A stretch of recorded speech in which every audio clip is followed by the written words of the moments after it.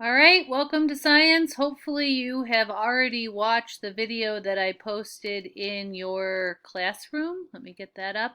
So as you can see, remember, I have reorganized the way that I have classroom set up. I have everything under classwork now, and I have it all organized by chapter, which should make it easy for you to find whatever you need. Any of our online learning information resources are right here. I moved the Pearson online textbook up here. We're going to be using that later in the week.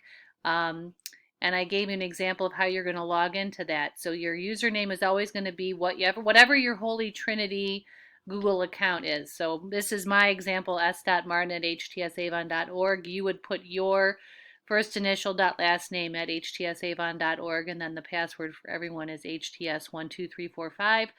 But it is a way to access your online book as well as some of the online activities that Pearson offers, and I'll be showing that in more detail later on this week.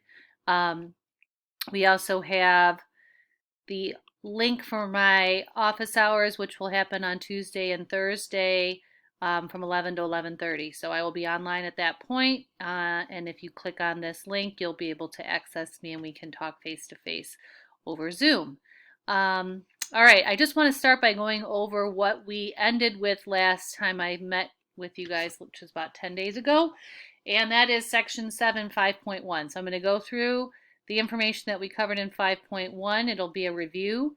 And then you will check over your notes as well as the book images. Most of you should have all this done.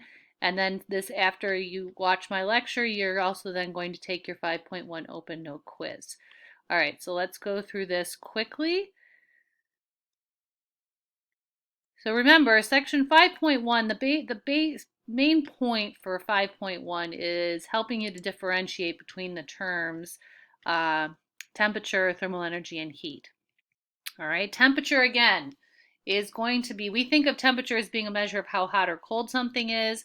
In terms of science, temperature is a measure of the average kinetic energy of the particles in an object, the average. And then I go into a little discussion here about energy. We did this in class. Energy is the ability to do work. We talked about energy last year, different forms of energy and how they convert from one to the other. Here are some of the different types of energies that we talked about last year when we covered energy.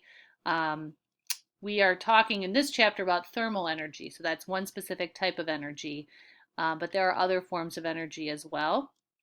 There are two main types of energy, though, if you remember from last year: stored energy or potential energy, and then energy of motion or kinetic energy. And that's going to be energy that is currently being used and is involving some sort of motion. All right, kinetic energy. So all matter is made up of tiny particles called atoms, and these atoms are always moving. The only time atoms stop moving is when we reach absolute zero, which is 0 Kelvin, or we think of that, I believe, as negative 273 degrees Celsius. So very, very, very cold, and that is the only point at which atoms that make up matter actually stop moving. Otherwise, they're always in constant motion, and this constant motion is demonstrating how the atoms have kinetic energy. All right, there are three main forms of kinetic energy. We have vibrational, which is particle just vibrating in place; rotational, which would be kind of when you think of the Earth spinning on its axis, that would be rotational kinetic energy. And then translational kinetic energy has to do with something moving from point A to point B. So it's moving from one location to another. The amount of kinetic energy that an object has depends on the mass of the object as well as the speed of the object. So you take into account both mass and velocity when you're talking about figuring out the amount of kinetic energy that an object has. Again, we said temperature is going to be a measure of the average kinetic energy of the particles in an object. So as an object heats up, the kinetic energy of the particles is going to increase. We're adding energy to the system in the form of heat, and that added energy is turned into additional kinetic energy for the particles. And as those particles start moving faster, then the temperature is going to rise, because again, the temperature is a measure of the average kinetic energy of the particles. All right, these were just the 3 different scales. We talked about these in the past. Fahrenheit is what we use, but remember, most of the world doesn't use Fahrenheit. Most of the world uses Celsius, which would be your metric version of temperature scale. And then Kelvin is oftentimes used in science. We said absolute zero, or the point at which particles have zero movement, would be 0 Kelvin or negative 273 degrees Celsius. One other thing to note is it is easier to convert between the Celsius and the Kelvin scales because a change of 1 degree Celsius is equivalent to a change in 1 Kelvin. That's not true when it comes to degree Fahrenheit. As you can see, the difference between the boiling point and the freezing point of water is 100 degrees Celsius or 100 Kelvin, but it is almost, well, 180 degrees Fahrenheit. So a change in 1 degree Fahrenheit is not equivalent to a change in 1 degree Celsius. All right. Thermal energy, on the other hand, is going to be a measure of the total amount of energy of all the particles in an object. So this slide's important because right here we're differentiating between temperature, average kinetic energy of the particles, and thermal energy, total amount of energy in all the particles of the object. And if you remember on your book on page, let me find your text, on page 182, when we had the exercise at the bottom with the pies, we showed how if you have more particles or a higher temperature, you're going to have an increased amount of thermal energy as compared to just temperature. All right, the amount of thermal energy in an object, like we just said, depends on both temperature and number of particles. So if I have 2 pies at 200 degrees Celsius, one is a whole pie, one is half a pie, the one with the whole pie is going to have more thermal energy than the one with the half a pie, even though they're both at 200 degrees Celsius, because I have to take into account both the temperature as well as the number of particles that are there. Right? Heat then is the third term that we're looking at in this section. And as your book says, objects do not contain heat. They contain thermal energy.